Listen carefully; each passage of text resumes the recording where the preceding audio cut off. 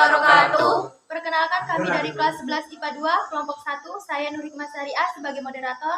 Saya Diana Vitasari. Saya Yeni Anggraini. Saya Rusmadi. Dan saya Nelly Gusnita. Di sini kami akan menjelaskan tentang modul pembelajaran PPKN 3.2 tentang sistem dan dinamika demokrasi Indonesia. Yang pertama, hakikat demokrasi yang akan dijelaskan oleh Diana Vitasari. Kami persilahkan. Ya baiklah, saya Diana Vitasari akan sedikit menjabarkan materi mengenai hakikat demokrasi. Istilah demokrasi berasal dari bahasa Yunani demos yang berarti rakyat dan kratos atau kertain yang artinya pemerintahan. Dalam arti sederhana, demokrasi dapat diartikan dengan pemerintahan oleh rakyat. Adapun menurut Abraham Lincoln, demokrasi adalah pemerintahan dari rakyat, oleh rakyat dan untuk rakyat. Dalam pengertian yang lebih kompleks, demokrasi berarti suatu sistem pemerintahan yang mengabdi pada kepentingan rakyat dengan tanpa memandang partisipasi mereka dalam kehidupan politik. Adapun asas demokrasi yaitu 1.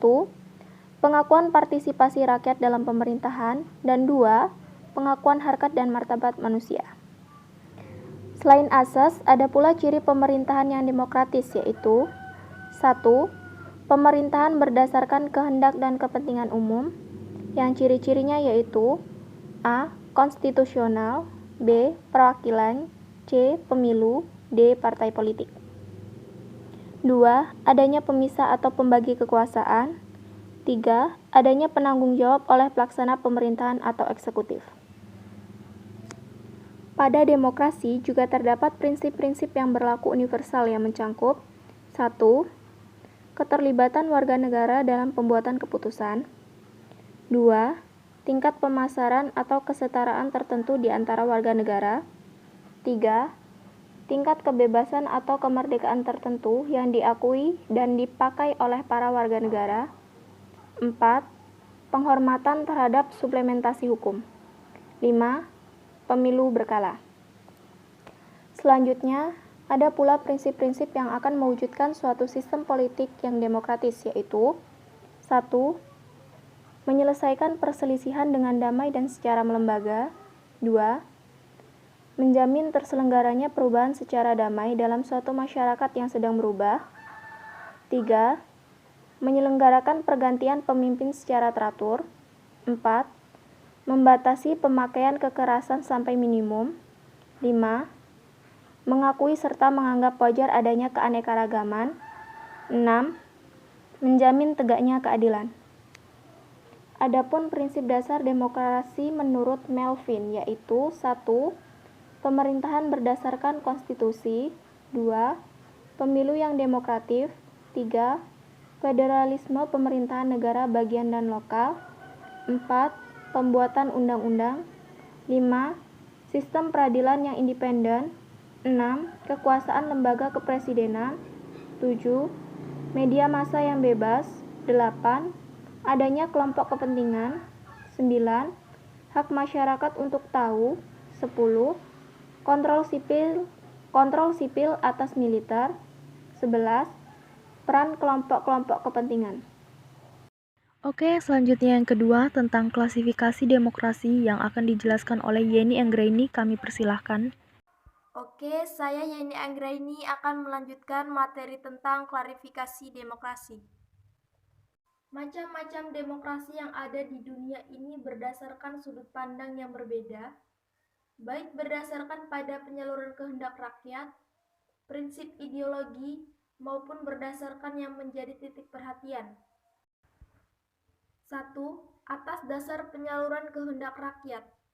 Menurut cara penyelenggaraan kehendak rakyat, demokrasi dibedakan atas A. Demokrasi langsung, B.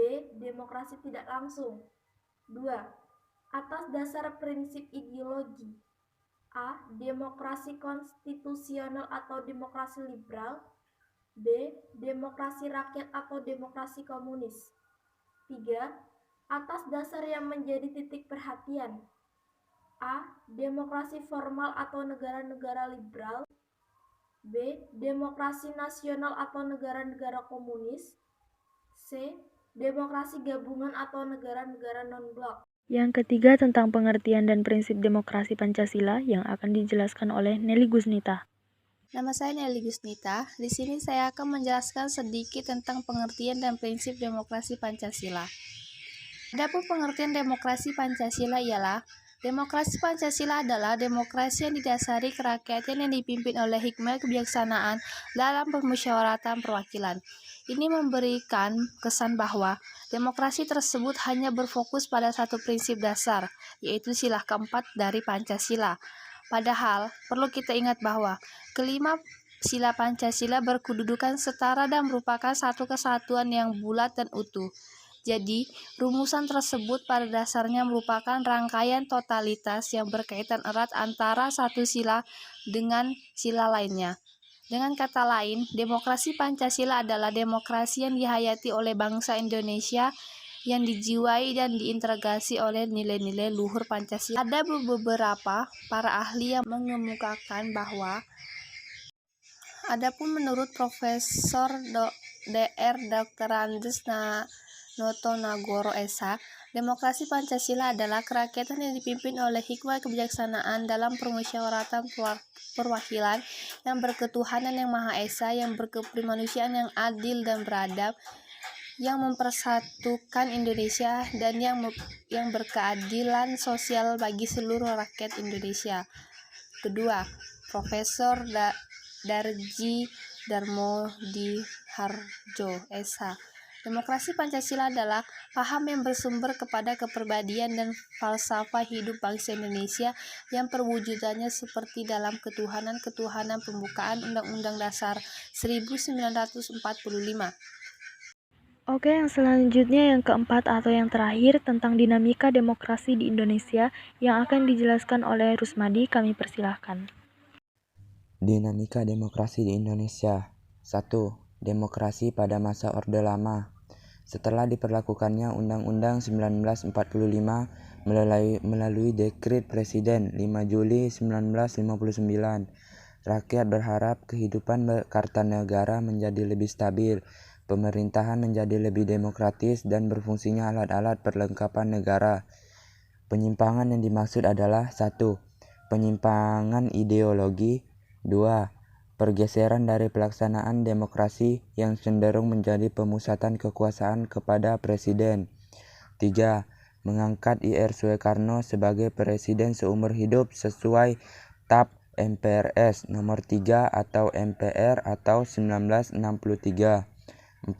Pembubaran DPR hasil pemilu 1955 oleh Presiden dan menggantinya dengan DPR. 5. Hak budget DPR tidak berfungsi. 6. Perubahan kebijakan politik luar negeri RI yang bebas dari aktif menjadi poros Jakarta-Peking. 2.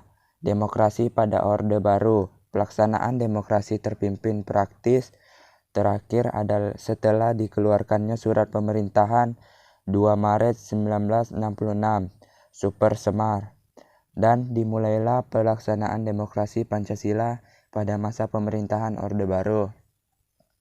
Orde Baru adalah suatu tatanan seluruh kehidupan rakyat, bangsa dan negara yang diletakkan kepada kemurnian Pancasila dan Undang-Undang 1945.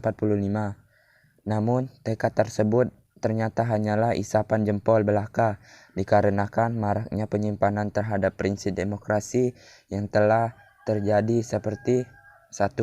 Kekurangannya kontrol sipil terhadap militer. 2. Sistem peradilan yang kurang independen. 3. Pelaksanaan pemilu yang tidak demokratis. 4. Kekuasaan eksekutif yang lebih luas jika dibandingkan dengan kekuasaan legislatif dan yudikatif. 5. Peran media massa yang terbatas. 6. Tekanan terhadap kelompok kepentingan. 7. Perlindungan yang minim terhadap kelompok minoritas. 3. Demokrasi pada masa reformasi. Dimulailah pada tahun 1998 sampai dengan sekarang ini, demokrasi pada masa ini mulai ditandai dengan banyaknya pembaharuan di bidang politik antara lain 1. Kemerdekaan pers. 2. kemerdekaan membentuk parpol. 3. Penyelenggaraannya pemilu yang demokratis. 4. Pembatasan napol dan tapol. 5. Otonomi daerah. 6. Kebebasan berpolitik. Wassalamualaikum warahmatullahi wabarakatuh. Dah selesai.